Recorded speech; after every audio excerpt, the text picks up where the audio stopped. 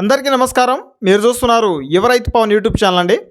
ఈరోజు వచ్చేసి మనము ఈ వీడియోలో మన మిరప నారులో ఎలాంటి జాగ్రత్తలు తీసుకోవాలి, ఎలాంటి మందుల్ని స్ప్రే చేయాలి అనే సారాంశం గురించి మనం మాట్లాడుకుందామండి.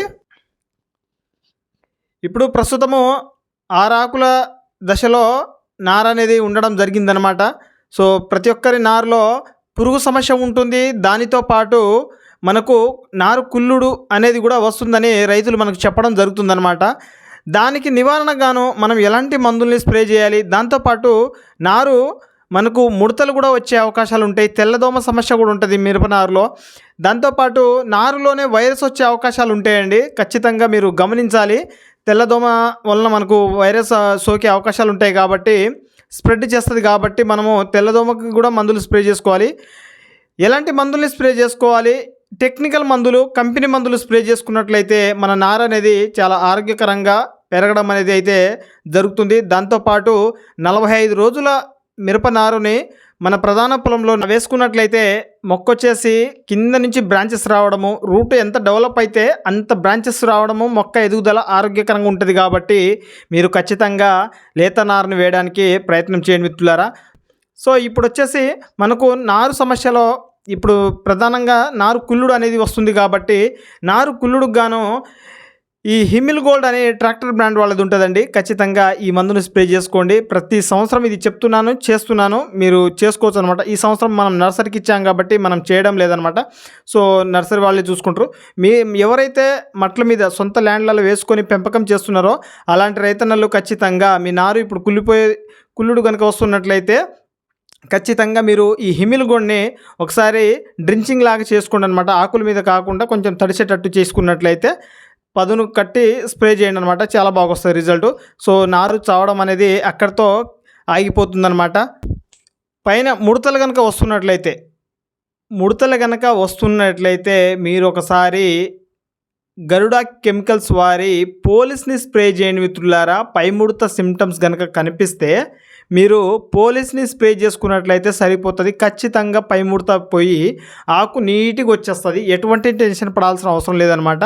మీరు ఎలాంటి మందులకు వెళ్లకుండా ఒక పోలీస్ స్ప్రే చేసుకున్నట్లయితే సరిపోతుందన్నమాట.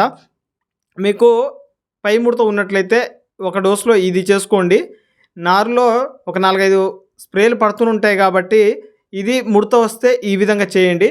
ఇంకా మీరు మనకు వర్షాలు కనుక ఒకవేళ పికప్ అయ్యి మన ఆకులు అంటే నార అనేది బాగా ఎరుబారి ఏదైనా ఉన్నట్లయితే అలాంటి సమయాల్లో మీరు ఫంగిసైడ్గా నాటివో స్ప్రే చేసుకోండి మిత్రులారా. నాటివో ఇప్పుడు చేసుకున్నా ఏం కాదు, ఇప్పుడు కూడా చేసుకోవచ్చు అనమాట. సో ఈ నాటివో స్ప్రే చేసుకోండి. మీరు నాటివోలో పురుగు సమస్య ఉంది కాబట్టి కొరాజిన్ కలిపి స్ప్రే చేసుకోండి. కొరాజిన్ కలిపి స్ప్రే చేసుకోవడం వలన ఖచ్చితంగా మనకు పురుగు పోతుంది. దాంతోపాటు ఫంగిసైడ్ ప్రాబ్లం కూడా నివారించబడుతుంది అనమాట. ఈ నాటివోను కొరాజిన్ని కలిపి కూడా స్ప్రే చేసుకోవచ్చు మిత్రులారా. ఇక్కడ ఫంగిసైడ్ ప్రాబ్లము ఇంకా పురుగు సమస్య క్లియర్ అయిపోయిన తర్వాత ఇంకా మీరు స్ప్రే చేయాలనుకుంటే గ్యాప్ ఇచ్చి ఒక 10 days తర్వాత మళ్ళీ మీరు డెలిగేట్ కూడా చేసుకోవచ్చు. డెలిగేటు మనకు పచ్చ పురుగు మీద పనిచేస్తుంది, పై ముడత మీద పనిచేస్తుంది. పై ముడత మీద మాత్రం 100% పనిచేస్తుంది. పచ్చ పురుగుల మీద మాత్రం సన్న రకాల పురుగుల మీద కంపల్సరీ రిజల్ట్ ఉంటుంది. కాబట్టి డెలిగేట్ని చేసుకోండి. చాలా తేజవంతమైన నారు, చాలా ఆకులు చాలా నీట్గా తయారవుతుంది అనమాట. ముడత సిమ్టమ్స్ ఉన్నా కానీ ఈ విధంగా స్ప్రే చేసుకోండి మిత్రులారా. క్రింది ముడత వస్తున్నట్లయితే మీరు పెగాసస్కి వెళ్ళిపోవచ్చు మిత్రులారా. పెగాసస్ కానీ మిటిగేట్ కానీ వెళ్ళిపోయినట్లయితే ఖచ్చితంగా మీకు క్రింది ముడత కూడా నివారించబడుతుంది. మీకు పై ముడత క్రింది ముడత నారులో ఒకేసారి కూడా వచ్చే అవకాశాలు ఉంటాయండి. అలాంటప్పుడు మీరు పోలీస్లో మిటిగేట్ని కలిపి స్ప్రే చేసుకున్నా సరిపోతుంది అనమాట. ఇక్కడ డైఫెన్థ్రిన్ లాంటి పెగాసస్ని స్ప్రే చేయాల్సిన అవసరం లేదు. మిటిగేట్ని కలిపి స్ప్రే చేసుకుంటే బ్రహ్మాండమైన రిజల్ట్ అయితే రావడం జరుగుతుందన్నమాట. కాలం అనేది మనకు అనుకూలంగా లేదు కాబట్టి, వర్షాలు తక్కువగా ఉన్నాయి కాబట్టి మీరు ఖచ్చితంగా తోట వేసుకున్నట్లయితే ఫస్ట్ నుంచి జాగ్రత్తలు వహించండి. పెట్టుబడి అనేది ఖచ్చితంగా అవుతుంది. కావున ఫస్ట్ నుంచి మందులు స్ప్రే చేయండి. వేసిన వారం తర్వాత 10 రోజుల నుంచి స్టార్ట్ చేయండి అనమాట.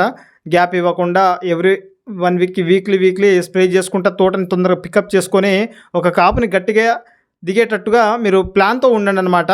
సో మనకు వర్షాలు తక్కువ ఉన్నాయి కాబట్టి తర్వాత మళ్ళీ బ్లాక్ ట్రిప్స్ ఈ ప్రాబ్లం కూడా ఉంటుంది కాబట్టి మనకు అవన్నీ దృష్టిలో పెట్టుకొని రేటు కూడా ఉంది ప్రజెంట్ అయితే.